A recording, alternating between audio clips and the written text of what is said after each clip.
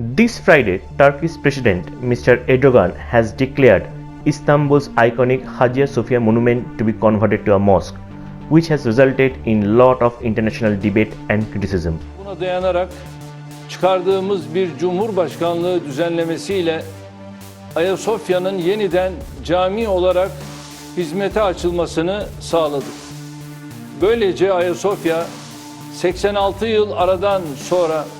Before we dive into the issue, let us first revisit the rich history of Hagia Sophia monument.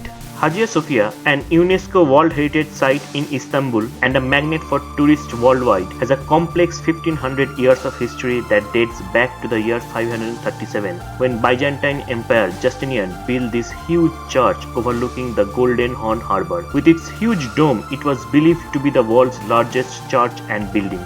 It remained in Byzantine hands for centuries until in 1453, Ottoman Sultan Mehmed II captured Istanbul. The Ottomans soon converted the building into a mosque, adding 4 minarets to the exterior. After centuries at the heart of the Muslim Ottoman Empire, it was turned into a museum in 1934 by none other than Mustafa Kemal Atatürk, the founding father of modern Turkey, in a drive to make Turkey more secular. Despite international warnings not to change the status quo of the nearly 1500-year-old monument, President Erdogan made his announcement this Friday, just an hour after a top court ruled that the building's conversion to a museum by illegal. Now, as expected, this decision has left not only Turkey alienated from the Europe and the Western world, but has left itself divided between the seculars and the conservatives.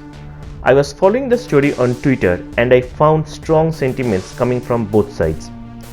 Whereas a section of Turkish Muslims felt that the pride of Turkey being a secular country is being hurt, and also the country is deviating from the path charted by its founding fathers. On the other side, the majority of the Turkish, they have cheered the view, but important thing is that they do not see it as a victory of religion, but they see it as reclaiming its national pride back again. But my question is Turkey alone where we have seen such change in mass behavior and political pattern? Answer is no. In last decade, throughout the world, we have seen how liberal democracies have been gobbled up by toxic nationalism, how pluralism and tolerance have been replaced by conservatism and fundamentalism, how liberals and freethinkers are ridiculed, mocked, hated, and even killed, how fundamental rights, equality and fraternity are violated. Unequivocally, the religion or the color or the racial supremacy has been the tool for the leaders